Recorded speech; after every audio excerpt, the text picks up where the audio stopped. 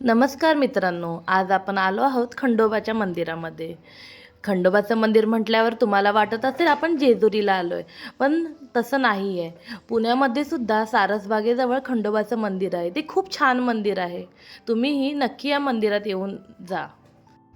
भगवान खंडोबा हे महाराष्ट्रातील एक प्रमुख प्रादेशिक दैवत आहे, ज्यांना विविध समुदायांकडून अत्यंत आदराने पूजले जाते.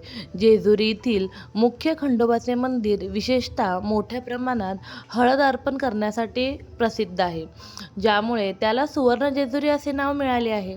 सारसबागेजवळील हे मंदिर देखील हेच आध्यात्मिक आणि सांस्कृतिक महत्त्व जपते. येथे खंडोबा आणि त्यांची पत्नी म्हाळसा यांची मूर्ती आहे. हे मंदिर जेजुरीच्या प्रतिरूपी मानले जाते. या मंदिराचे वैशिष्ट्य म्हणजे ते पुरातन असून पेशव्यांच्या काळापासून पूजनीय आहे.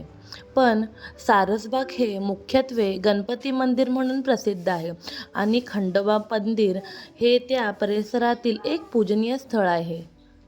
हे मंदिर त्याच्या सुंदर आणि शांत वातावरणासाठी ओळखले जाते, ज्यामुळे ते आशीर्वाद घेण्यासाठी आणि दिव्य अनुभूती मिळवण्यासाठी एक शांत ठिकाण आहे.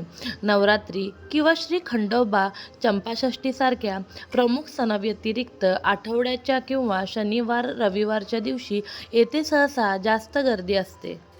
जर तुम्ही सारसबागेला भेट दिली तर गणपती मंदिरासोबतच या खंडोबा मंदिराचेही दर्शन घेऊ शकता, जे या परिसरातील आध्यात्मिक आणि सांस्कृतिक महत्त्वाचे ठिकाण आहे.